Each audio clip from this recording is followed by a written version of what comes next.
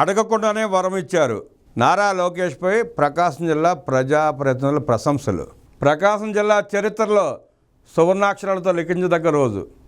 CBG ప్లాంట్కు భూమి పూజ అనంతరం ఏర్పాటు చేసిన సభలో సాంఘిక సంక్షేమ శాఖ మంత్రి డోలా బాల వీరాంజన సింగ్ మాట్లాడుతూ ప్రకాశం జిల్లాలో పరిశ్రమల సాధనలో కృషి చేసిన మంత్రి నారా లోకేష్, మంత్రి గొట్టిపాటి రవికుమార్, విజయానంద్కు రిలయన్స్ ప్రతినిధులకు ధన్యవాదాలు తెలిపారు.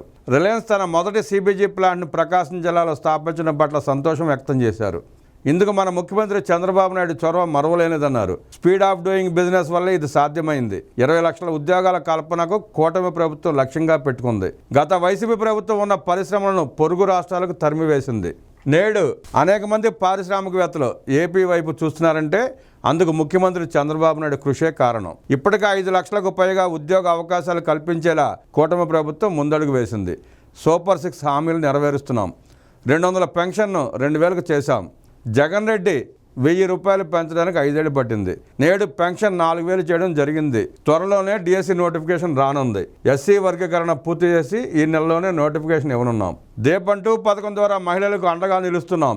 విద్యా సంవత్సరం ప్రారంభం నాటికి ఎంతమంది పిల్లలుంటే అంతమందికి తల్లికి వందనం అందజేస్తాం.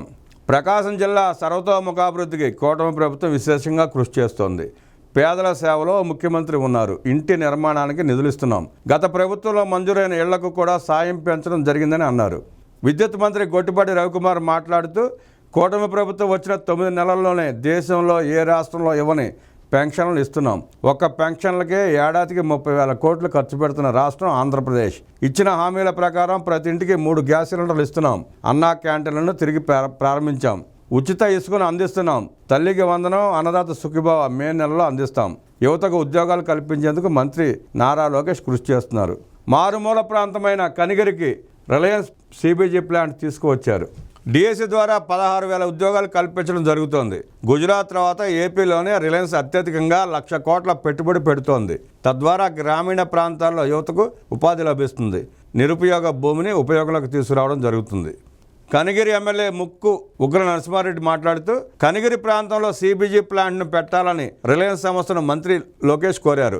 అడగకుండానే మాకు వరం ఇచ్చారు. లోకేష్ కాబోయే ముఖ్యమంత్రి. ఇలాంటి సంబరం చేసుకుంటామని ఊహించలేదు. యువగళం పాదయాత్రలో ప్రజలు విశేష ఆదరణ చూపారు. దానిని గుర్తుపెట్టుకుని సిబిజీ ప్లాంట్ను మా ప్రాంతానికి తీసుకొచ్చినందుకు ధన్యవాదాలు. రిలయన్స్కు ప్రత్యేక ధన్యవాదాలు. ఈ వెనకబడిన ప్రాంతాన్ని గుర్తుపెట్టుకోవాలని కోరుతున్నానని పేర్కొన్నారు. Reliance industries director PMS Prasad మాట్లాడుతూ ఈ కార్యక్రమంలో భాగస్వామునైనందుకు సంతోషంగా ఉంది. ఏపీ ప్రభుత్వంతో కలిసి పనిచేయడం గౌరవంగా భావిస్తున్నాం. ముఖ్యమంత్రి నారా చంద్రబాబు నాయకత్వంలో ఏపీ అభివృద్ధి పదంలో ముందుకెళ్తోంది. ఏపీ ఉజ్వల భవిష్యత్తు కోసం మంత్రి నారా లోకేష్ గారు కృషి చేస్తున్నారు. గ్యాస్ ఉత్పత్తి కోసం కాకినాడలో ఇటీవల రిలయన్స్ సంస్థ 40,000 కోట్ల పెట్టుబడి పెట్టడం జరిగింది. దేశ ఇంధన భద్రత కోసం సిబిజీ ప్లాంట్ల నిర్మాణంలో మరో ముందడుగు. ఏపీ వ్యాప్తంగా 500 సిబిజీ ప్లాంట్లు నెలకొల్పుతామన్నారు. Reliance bio energy CEO Harindra K Tripathi మాట్లాడుతూ ఇది మనందరం గర్వించాల్సిన విషయం. బయోఫ్యూయల్ ఎకానమీలో ఇదొక మైలురాయిగా నిలుస్తుంది. గత 10 ఏళ్లలో బయోఫ్యూయల్ మార్కెట్ సర్వేగంగా వృద్ధి చెందుతోంది. ఇప్పుడు 25 లక్షల కోట్లకు చేరుకుంది. గుజరాత్ తర్వాత ఏపీలోనే రిలయన్స్ అత్యధికంగా 1,00,000 కోట్ల పెట్టుబడులు పెట్టడం జరుగుతోంది. ఏపీలో పారిశ్రామిక అనుకూల వాతావరణం ఉంది. వచ్చే 2 ఏళ్లలో ఈ ప్రాంత రూపురేఖలు మారనున్నాయని ఈ సందర్భంగా ఆయన అన్నారు.